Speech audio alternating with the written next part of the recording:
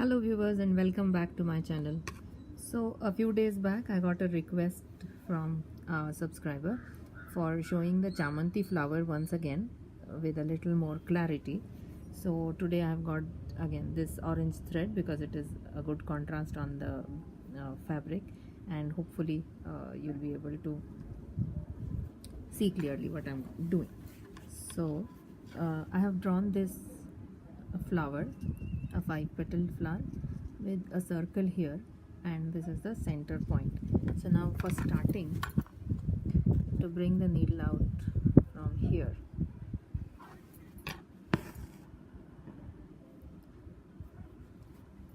now keep the thread on this side.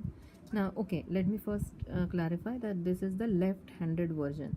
So if you are using your right hand, then you'll have to do the mirror image of what I'm doing right now.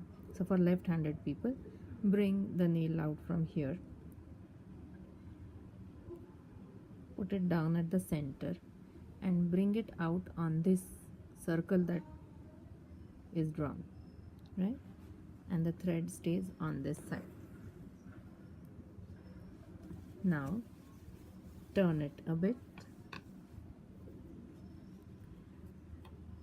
take a small stitch on this side just like you would do for a herringbone, and again keep the thread on this side, put it down in the center, bring it up on this circle, again turn it, take a stitch here,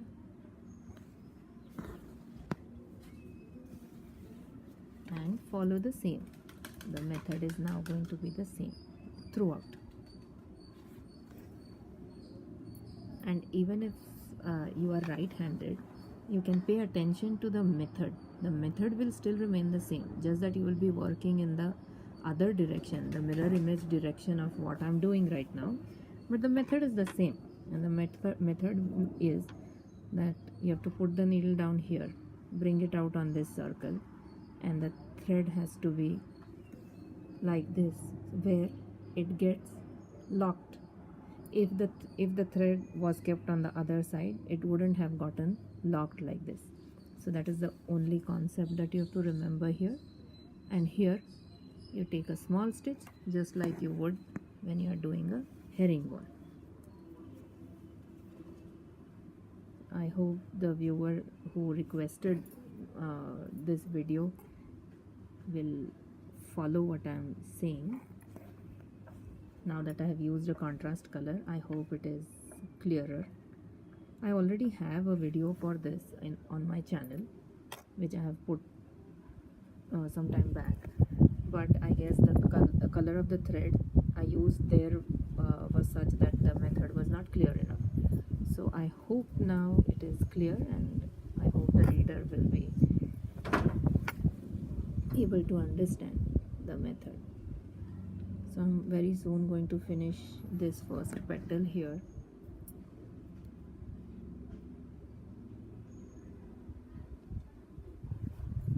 Okay, so first petal is done. Now I will directly move on to the second petal.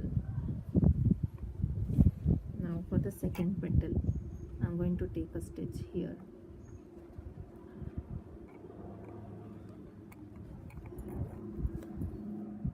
And it doesn't matter if your thread gets over in between. You can always restart from what you had left, where you had left.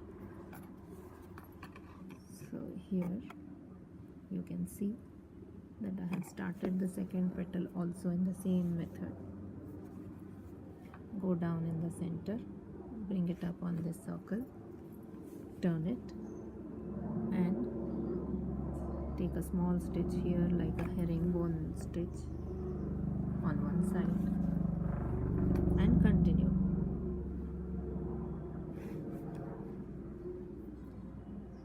The spacing of these stitches that you take on this side will depend on what kind of space is available to you there.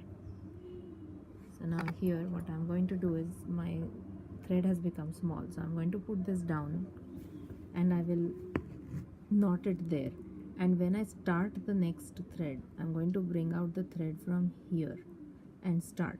So let me just put in the new thread and come back, and then I will show you.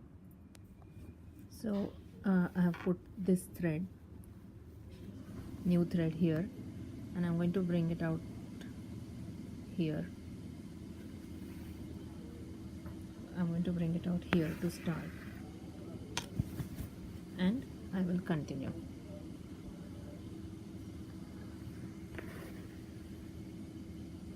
So this is the second petal.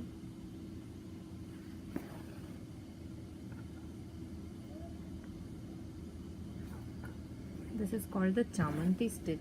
Normally it is done in circle or paisley shape, but I have tried variations of it with oval, with triangle and a square, and it looks absolutely stunning even in that. So you can use this stitch in any shape you want.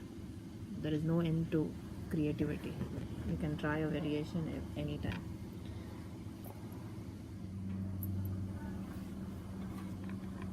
Now the same method continues for the third petal.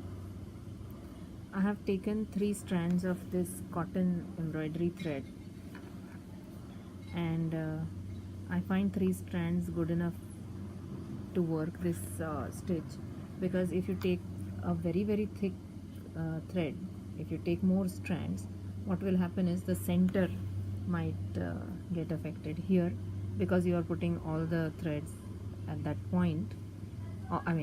Since you're putting all the stitches inside at that point, if you use a really thick thread, it may get damaged. The hole may get bigger there.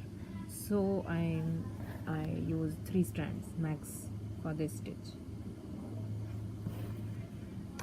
and this looks very beautiful as a single motif, as in one single flower.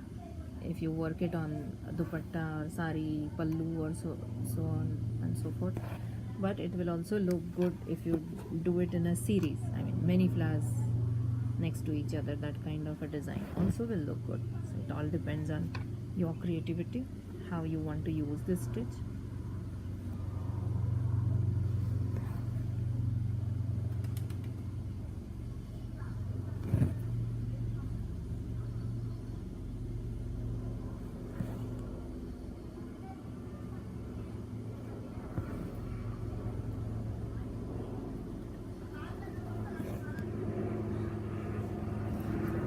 And there is no problem absolutely if you shift your turn your embroidery ring or hoop when you are working.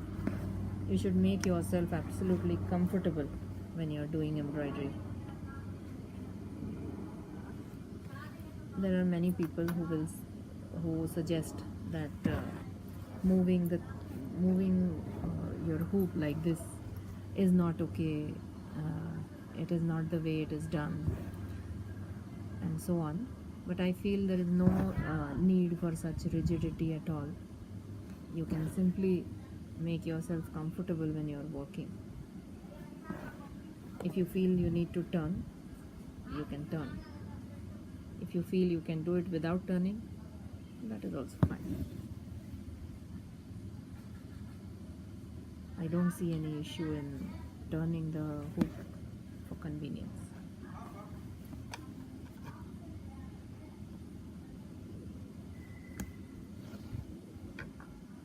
So I request all my viewers to also send me feedback in the comment section, and you can also send me requests if you want to see any particular video tutorial for any particular stitch, and if and when it is possible, I will definitely take it up.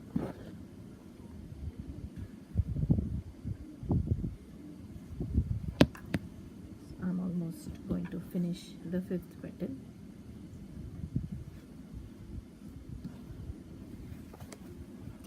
I'm very sorry for the length of this video. I know it's a bit too long, but since the reader, the subscriber had requested for a clear tutorial. I thought it is good to give clarity on all the aspects of the design. So I have finished this flower with Chamanthy stitch. So I hope you liked the video, and I hope you are now clear about the method of working the Chamanthy stitch in this flower motif. Keep sending me feedback. Please like, share and subscribe to my channel for more video tutorials. Thank you.